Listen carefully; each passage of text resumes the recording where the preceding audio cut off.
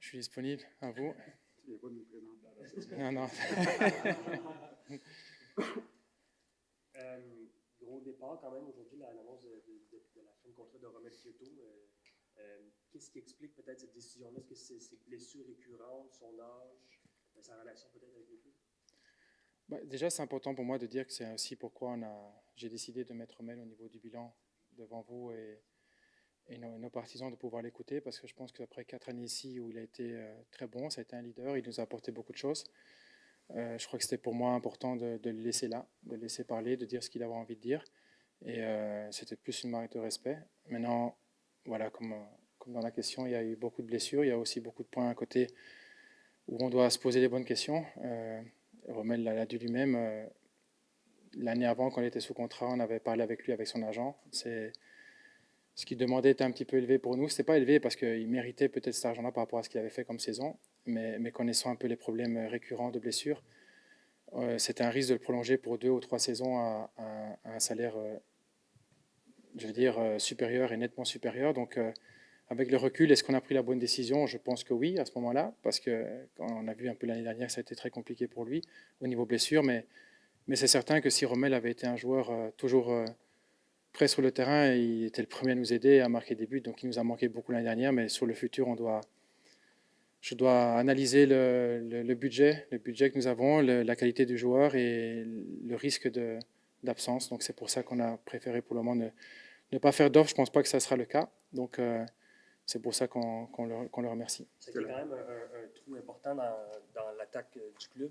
Est-ce que c'est ce qui explique la mise sous contrat, la prolongation de contrat de Sounissi Ibrahim, ou est-ce que vous allez chercher à l'extérieur pour améliorer cette branche? Non, je pense que Sounouzine, ça n'a rien à voir avec Romel. C'est un jeune. Je pense que beaucoup de personnes oublient qu'il n'a que 21 ans. Il est arrivé ici à 18 ans. C'était son premier club, entre guillemets, loin de sa maison. Il n'était jamais sorti de l'Afrique, entre guillemets, au niveau footballistique professionnel. Donc, on lui a laissé le temps de nous montrer qu'il a certaines qualités. Je pense qu'on l'a aussi parfois mal utilisé durant ces 3 années ici. Je pense qu'il a marqué 13 buts. Je sais qu'il a marqué beaucoup dans le championnat canadien, mais je crois que c'est quand même 7 buts en MLS et il a que 21 ans. Donc, mais c'est sûr que c'est pas, je l'espère, que c'est le nouveau Kyoto, mais la pression ne va pas venir sur lui. On doit faire des autres acquisitions aussi pour remplacer le départ de Romel. Avec Romel, est-ce que la porte est ouverte à un retour à un salaire moindre? On l'a vu un peu dans le passé avec Rudy, par exemple, ou avec Victor, où on ne s'attendait plus à un retour et puis la donne a changé en cours de route. C'est pas prévu. Okay. C'est pas prévu. Donc, je sais qu'avec les 2 joueurs cités, ça fonctionne un petit peu comme cela. Même si avec Rudy, on avait fait une offre qu'il avait refusée, c'est lui qui est revenu après vers nous pour voir si on pouvait garder encore les mêmes chiffres. Mais ici, avec Romel, on a parlé large avec son entourage, mais on n'a pas fait d'offre. On sait un peu c'est quoi ses ambitions salariales et les années à signer. Et pour le moment, on n'est pas, je veux dire, relax de signer ça comme contrat. Donc, et je répète, il nous a apporté beaucoup de chance, de choses, pardon, beaucoup de buts, et c'était un joueur très important pour nous. À nous maintenant à retrouver des joueurs qui vont être aussi importants que lui. Il y a quand même plusieurs joueurs, soit formés au club ou québécois, qui quittent le Brouillard, Réa, Assis. Qu'est-ce qui a motivé de ne pas exercer les options de ces contrats-là? Zach n'a pas été formé au club. C'est vrai qu'il oui, c'est vrai qu'il est québécois, mais je crois que c'est aussi important pour moi d'expliquer qu'avec Zach, on a eu des bonnes discussions. Vous avez ressenti aussi l'année dernière, durant ces interviews, où il était un petit peu mécontent. Et moi, c'est important d'écouter. Je le dis à chaque fois, chaque bilan, on écoute les joueurs. On n'essaie pas de faire ce qu'ils veulent à chaque fois.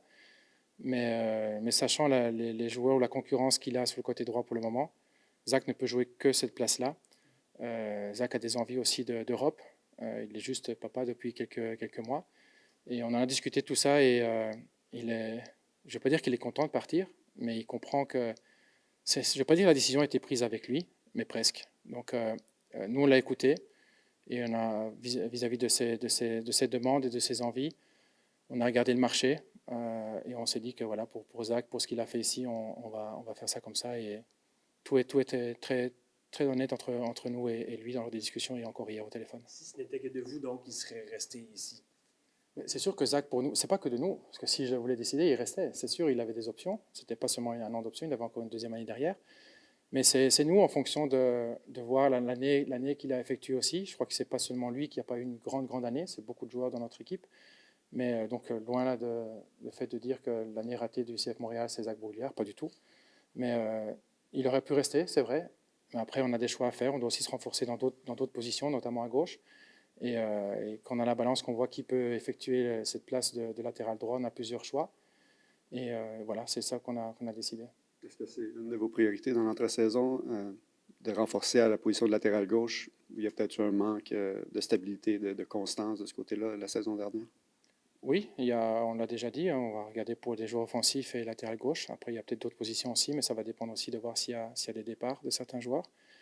Il y a des joueurs qui sont sous contrat qu'on peut pas, c'était pas des options, ils sont automatiquement de retour pour l'année prochaine. Donc après, à voir comment le marché va effectuer. Mais c'est vrai qu'il y a deux, trois positions sur le terrain où on sait qu'on doit se renforcer. Avec Sean, est-ce que vous abandonnez pas un peu rapidement? Dans son cas, c'est un jeune qui est allé 2 ans après, il a eu une bonne progression l'an passé. On connaît tous ce qui s'est C'est passé. possible. Très sincèrement, c'est possible et c'est ce qu'on lui a encore dit hier au téléphone. Moi, je lui souhaite le meilleur, comme on l'a fait aussi avec Karifa Yao l'année avant. C'est pas la première fois que je fais une conférence de presse pour expliquer les options. Et à chaque année, il y a des surprises. Mais jusqu'à présent, sauf si je me trompe, il n'y a pas eu vraiment des erreurs au niveau de non-levée d'options et des joueurs qui ont explosé ailleurs. Je leur souhaite. Sincèrement, c'est pas parce que je ne prends pas les options que je leur souhaite de rater leur carrière, pas du tout. Sean a des qualités. Sean a joué plus ou moins 800-900 minutes la saison dernière.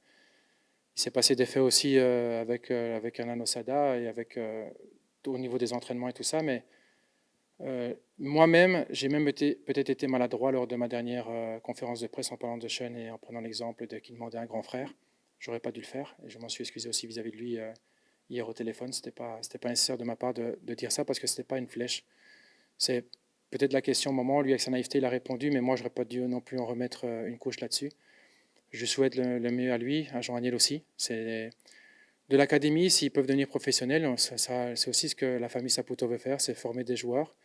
Si jamais c'est pas au CF Montréal que c'est ailleurs, le CF Montréal aura participé à faire l'évolution d'un jeune qui devient professionnel. Je crois qu'on a assez d'exemples dans notre effectif et dans notre club qui montrent qu'on croit en nos Québécois et en les produits locaux. Maintenant, ça ne veut pas dire que tout le monde va toujours rester. On essaie de faire le meilleur choix. J'ai un choix à faire. Après, on a des autres idées aussi pour cette place-là de numéro 10 ou joueur offensif. Et si c'est pour garder Sean et qui participe l'année prochaine à 3, 4, 5, 6 matchs, ça va de nouveau être négatif pour lui, pour sa carrière et pour l'entourage. Donc on a préféré lui laisser la chance d'aller où il veut maintenant. Les joueurs qui sont encore sous contrat, présentement, il y en a 19. Est-ce que ça veut dire que ces 19-là sont assurément de retour? Vous avez encore peut-être en tête de bouger certains de ces joueurs-là avant la prochaine saison? C'est ce que je disais. Parfois, un contrat, ça veut rien dire. Je crois que le dernier qui a dit ça, c'était Hernan Osada. C'est effectivement la réalité dans le sport, enfin dans le football, dans le soccer. Mais on ne sait pas. Il y a de l'intérêt pour certains de nos joueurs. Il y a aussi des joueurs que peut-être on est déçus et qu'il faudra essayer de trouver des solutions. Donc, c'est très compliqué pour moi. Je ne vais surtout pas citer de nom. Mais oui, ça pourrait très bien bouger. Et c'est vrai que nous, dans l'effectif, c'est certains qui bougent, ça nous donne la place salariale supplémentaire à pouvoir de nouveau faire des autres acquisitions. Mais voilà, c'est vrai que ça pourrait encore effectivement bouger. À ce sujet-là, il y a présentement 23 joueurs qui reviennent théoriquement pour l'année prochaine. Donc, 7 places à combler et un nouvel entraîneur qui va arriver aussi éventuellement. Ça fait quand même beaucoup de changements pour une entrée-saison. À quoi vous attendez pour le début de saison? Ça peut être un nouveau cycle qui peut donner une demi-saison compliquée quand même. Je pense que 7 joueurs sur une trentaine, c'est pas vraiment que ça change tout l'effectif. Je me rappelle la première année de Will, il y en avait eu beaucoup plus de joueurs qui étaient arrivés. Je crois que c'était 14 ou 15. Donc, c'est pas énorme comme changement. Je crois que tous les clubs, si on regarde les levées d'options, dans la plupart des clubs de MLS, on est plus ou moins dans la moyenne. Maintenant, au niveau du coach, c'est vrai qu'on est maintenant encore à la recherche et en pourparlers avec certains candidats. Vous serez les premiers aussi au courant quand ça sera décidé. Mais non, je ne sais pas. Puis il y a aussi beaucoup de joueurs de l'académie qu'on veut voir pendant le camp. Donc il y aura plusieurs qui vont être invités. Et on espère de nouveau avoir des jeunes promesses qui vont s'entraîner avec nous minimum pendant le camp. Et si nous prouvent vraiment leur qualité, ils auront peut-être déjà des contrats plus vite que prévu. Mais c'est ce que j'ai dit aussi au bilan quand j'avais eu la question. C'est vrai que ça fait plusieurs années qu'il n'y avait pas d'académiciens qui avaient signé le contrat. Mais je ne veux pas dire que c'est sûr et certain qu'ils vont signer, mais on a beaucoup d'intérêt chez nos jeunes joueurs qui ont prouvé dans les derniers temps de faire des bons résultats au niveau de l'académie. Avec Sean et Ahmed qui sont partis en plus, avec Matko qui est parti à mi-saison, il reste juste Bryce qui joue comme 10 naturel dans l'équipe. Est-ce que ça veut dire que vous allez chercher un 10 dans le marché ou est-ce que ça veut dire que vous n'allez pas abandonner, mais vous irez plus vers 2-bit ou vous allez plus vers des milieux de terrain box-to-box? Non, c'est vrai que le pur numéro 10, c'est vrai que Bryce est peut-être l'unique pour le moment. Maintenant, je crois qu'il y a aussi le match de Portland qui a prouvé que Opoku peut prendre cette position-là, joueur différent. Mathieu Choinière peut jouer cette position-là. Le prêt de Rida qui a porté ses fruits, qui a joué plus haut sur le terrain, qui peut c'est des joueurs différents, c'est sûr, par rapport au profil de Bryce, mais ils peuvent rentrer dans ce schéma tactique-là. Après, oui, ça peut être une possibilité aussi de chercher quelqu'un de créatif pour cette position. On a vu que Rida a fait une très bonne saison à San Antonio. Il revient à Montréal pour le camp d'entraînement avec beaucoup de compétition, beaucoup de jeunes joueurs en milieu de terrain. Est-ce que vous avez appris peut-être des leçons par rapport au parcours de Sean pour comment peut-être développer un joueur qui revient d'un prêt afin de ne pas avoir ce qui s'est passé avec Sean encore une fois? Ben, ce qui s'est passé avec Sean, c'est rien de spécial, entre guillemets, parce qu'il y a plusieurs joueurs qui ont été en prêt qui ont apporté beaucoup de choses maintenant. Je pense à Jonathan Sirois, il y a d'autres joueurs aussi. Donc maintenant, Rida, c'est sûr que ça a été une chose très bien pour lui parce qu'au départ, Rida n'était pas enchanté de vouloir partir en prêt. Et pour finir, quand on s'est eu au téléphone pendant la saison, il se rendait compte de l'importance d'aller jouer et d'être important pour une autre équipe, pour revenir plus fort. Après, c'est sûr que Rida, il le sait aussi. Ce qu'il a fait à San Antonio, c'est pas certain qu'il va refaire la même chose ici. Donc c'est à lui maintenant à prendre le relais, de continuer. C'est un niveau supérieur. Le nouveau coach qui va devoir apprendre aussi à connaître Rida, peut-être dans une autre position. Mais je crois qu'il y a eu des prêts qui ont porté leurs fruits. Et malheureusement pour Sean, à nos yeux, il n'a pas eu l'éclosion. Enfin, je veux dire, il a joué beaucoup en début de saison. Mais voilà, c'est ce que je dis. Nous, on se doit de faire des choix. Et comme je dis chaque année, au moment d'expliquer les options, l'année dernière, c'était par rapport à Karifa Yao que j'avais beaucoup de questions. Et Karifa est parti à Vancouver. On s'est dit, il va l'exposer là-bas. Malheureusement pour lui, ça n'a pas encore été le cas, même si je suis persuadé qu'il va faire son trou dans le football professionnel. Mais voilà, si nous, comme organisation, on fait des choix, on ne peut pas garder tout le monde. Et voilà, c'est comme ça. C'est la fin aussi de James Pantemis à Montréal. Qu'est-ce qui explique est-ce que lui voulait être titulaire maintenant dans un club quelconque? Est-ce que ça veut dire que Logan va être le deuxième gardien ou vous pensez aller chercher un troisième gardien dans le match? Bon, moi, personnellement, je ne dis pas qu'il y ait numéro 1, numéro 2, numéro 3. Il y aura 3 gardiens, voire 4, si Zach Amédicien ou un autre peut arriver. Mais on va se limiter à 3 maintenant. Ce n'est pas à moi de décider qui sera le numéro 1. C'est sûr que Jonathan, avec la saison qu'il vient de faire, part avec un avantage. Et à James, c'est un discours différent que, bon, évidemment, on s'est parlé pendant l'année. Il devait commencer comme / numéro 1. Après 75 minutes, il se blesse lors du premier match à Miami et assez gravement à son épaule. Donc ça a donné la chance à Jonathan. Ça pourrait bien se passer comme ça, même s'il restait chez nous maintenant. Jonathan peut se blesser, je ne le souhaite pas évidemment, mais il peut récupérer sa place comme ça. C'est ça, j'étais gardien de but, c'est comme ça que je l'ai gagné, que j'ai perdu ma place aussi parfois. Mais je crois que pour James, il a fait son temps à Montréal. Il est tout à fait d'accord avec ces paroles-là. Je crois qu'il a besoin d'un nouveau challenge. Et ce n'est pas le but de lui offrir un contrat minimum ou quoi. Je crois que James a des qualités pour repartir ailleurs. Et lui, il est conscient de ça aussi. Même le fait, comme je viens de le dire, d'un nouveau challenge va lui permettre d'atteindre le niveau qu'il mérite d'avoir. Et nous, comme club, ça a été un exemple d'académicien qui était ici. Et voilà, il y a des choix aussi à faire. James préfère tenter sa chance ailleurs. Donc ça, c'est aussi un peu comme Zach, de parler avec lui, de voir ce qu'il veut faire. Il est conscient que Jonathan part avec une bonne longueur d'avance et lui préfère avoir un autre challenge pour sa carrière. Peut-être un petit mot sur la recherche d'entraîneur. Est-ce que le plan est d'attendre après la finale de la MLS pour être certain de peut-être avoir parlé à tous les candidats possibles ou est-ce que ça pourrait survenir avant le 9 décembre, si on veut? Non, ce n'est pas une question de date de fin des MLS, c'est de faire ça le meilleur choix possible, de rencontrer plusieurs fois les candidats. Si on a d'autres questions à poser, ou eux vers nous, il n'y a pas une date dans ma tête, évidemment. Il y a le camp d'entraînement et tout ça, ça doit être fait avant.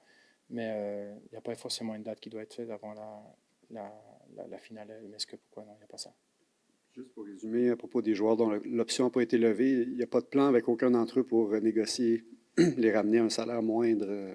Non, c'est pas prévu, non. Avec aucun des fois. C'est pas prévu. Puis, très sincèrement, quand on regarde qui a été les options levées ou pas, il y en a très peu. Enfin, la plupart sont des contrats presque minimum. Donc, c'est pas normalement prévu de renégocier avec eux.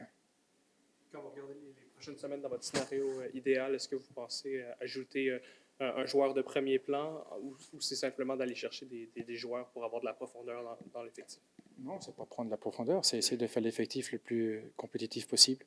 Joueurs de premier plan, oui, c'est des joueurs qui doivent venir pour aider le club à réaliser ce que nous avons déjà réalisé dans le passé, du bon football, du spectacle au Stade Saputo. Et puis voilà, moi j'ai pas de joueur du premier plan à dire chaque joueur doit être important, que ce soit même un joueur de l'académie qui explose comme Saliba l'a fait, comme Koné avant. Ça peut être un joueur où on va investir sur lui, ça peut être un joueur qui vient moins cher, qui est meilleur que celui qui a été cher. Ça fait partie. L'important, c'est connaissant le budget, on doit réaliser les meilleurs transferts possibles pour avoir une équipe compétitive comme on l'a déjà prouvé dans le passé. Victor Wanyama est encore sous contrat pour 1 an. Maintenant, Hernan Losada n'est plus là. Est-ce que lui est heureux à Montréal et veut rester pour compléter sa dernière année de contrat? Victor, il l'a toujours déclaré. C'est même nous aussi qu'on l'a prolongé il y a 1 an pour ces 2 ans garantis. Après, c'est vrai qu'il a eu une année compliquée. Mais je ne veux pas non plus mettre tout sur la faute d'Hernan Losada. Je crois que Victor, en étant un leader, doit aussi atteindre son meilleur niveau. Certains matchs, Victor n'a pas été au meilleur niveau non plus, comme beaucoup de joueurs. Donc, ça a été un mix de prestations, mais Victor reste un leader et un exemple pour beaucoup de joueurs chez nous. Et on est confiant que l'année prochaine, il peut encore nous aider beaucoup. Mais c'est aussi à lui à hausser son niveau, comme la plupart des joueurs. Il y avait évidemment le départ de Will au début de saison qui a mis un peu de nuage sur le club. Mais il y a aussi des joueurs qui n'ont pas atteint le niveau qu'ils avaient l'année d'avant. Donc ça, c'est les conséquences de la non-participation en play-off. Mais par rapport à Victor, oui, on en parle avec lui. Il est très bien ici à Montréal et on verra comment ça va pour l'année prochaine. Est-ce que la priorité maintenant, c'est de trouver un coach avec qui vous pouvez travailler pour remplir l'effectif ou c'est remplir l'effectif et trouver un coach qui va travailler le mieux avec ces joueurs que vous avez achetés? Effectivement, si on a un choix qui est déjà fait et qu'on a encore des joueurs à faire signer, bien sûr que ça va toujours être en accord avec le coach, comme on l'a toujours fait ici. Maintenant, s'il y a des joueurs où on est convaincu de la signature avant la signature de l'entraîneur, on va le faire aussi avant. Donc, nous, on ne peut pas se permettre d'attendre peut-être des opportunités où on est convaincu que c'est un joueur qui peut apporter beaucoup de choses et de le mettre en stand-by parce qu'on n'a pas encore signé le coach. Ça, c'est pas... Après, c'est vrai qu'il y a des joueurs aussi qui aiment savoir avec qui ils vont travailler ou quel style de jeu on va faire. Et ça, c'est la réalité même maintenant. Il y a certains joueurs qui peuvent nous demander comment le staff va être va compiler l'organigramme. Mais voilà, donc si on a des opportunités à faire où on est convaincu, on va les signer avant. On parle de la possibilité en MLS d'ajouter, de porter à 4 la limite de joueurs désignés par club pour l'année prochaine.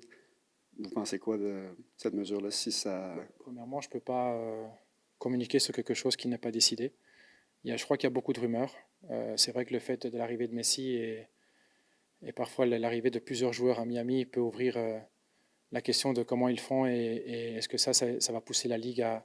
Si la Ligue devient meilleure, bien sûr qu'il y aura des nouvelles règles, mais là je suis incapable de vous dire exactement, je ne peux pas me prononcer sur des règles que je ne suis pas au courant, donc c'est assez vague pour le moment.